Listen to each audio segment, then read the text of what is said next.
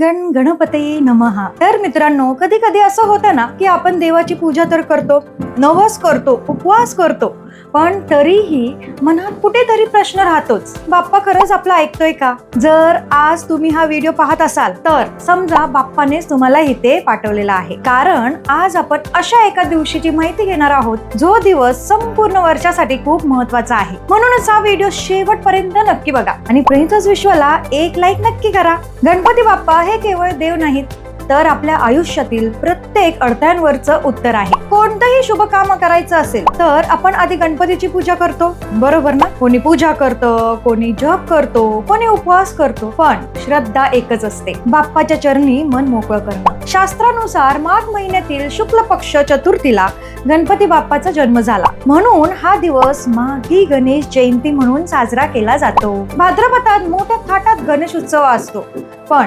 माघी गणेश जयंतीला गणपतीचं तत्व फार जास्त महत्वाचं असतं, म्हणूनच या दिवशी केलेली पूजा खूप फलदायी ठरते। 2026 साली गुरुवारी 22 जानेवारीला माघी गणेश जयंती आहे। चतुर्थी तिथी पहाटे 2:47 सुरू होईल आणि दुसऱ्या दिवशी पहाटे 2:28 संपेल। या दिवशी पूजा करण्यासाठी सकाळी 11:30 ते दुपारी 1:30 हा वेळ सर्वात शुभ मानला जातो। या वेळेत मनापासून गणपतीची पूजा केली तर बाप्पाची कृपा लवकर मिळते। या दिवशी चंद्रदर्शन टाळावं असं शास्त्र सांगतं, म्हणूनच या चतुर्थीला विनायक चतुर्थी किंवा तिळकुंद चतुर्थी असंही म्हटलं जातं। या दिवशी गणपतीला उकडीचे मोदक, तिळाचे लाडू, तिळगुळ असे पदार्थ नैवेद्य म्हणून अर्पण केले जातात। काही घरांमध्ये हळद किंवा सिंदुराची गणपती मूर्ती तयार करून पूजा केली जाते आणि दुसऱ्या दिवशी विसर्जन केलं जातं। महाराष्ट्रात 1.5 दिवस माघी गणेश उत्सव साजरा करण्याची परंपरा आहे। या दिवशी तीळ मिश्रित पाण्याने स्नान करणं,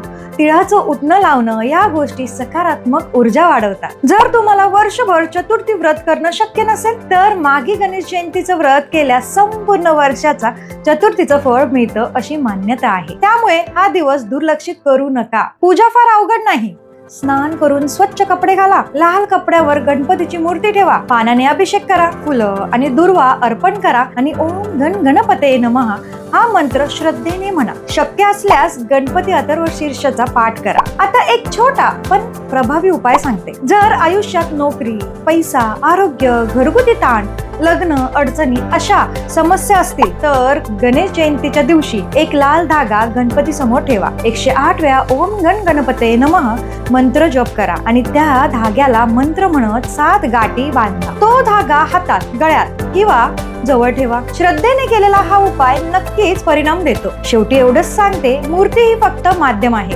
खरा गणपती आपल्या आत आहे। आपल्यातील भीती, अडथळे आणि नकारात्मकता दूर करून सकारात्मकतेने आयुष्य जगायला शिकवणं हीच माघी गणेश जयंतीची खरी भावना आहे। या पावन माघी गणेश जयंतीच्या निमित्ताने बाप्पा तुमच्या आयुष्यात सुख, समाधान आणि यश देवो हीच प्रार्थना। प्रणितच विश्वाला लाईक, शेअर आणि सबस्क्राईब करा आणि कमेंट मध्ये गणपती बाप्पा मोरया लिहायला विसरू नका। धन्यवाद।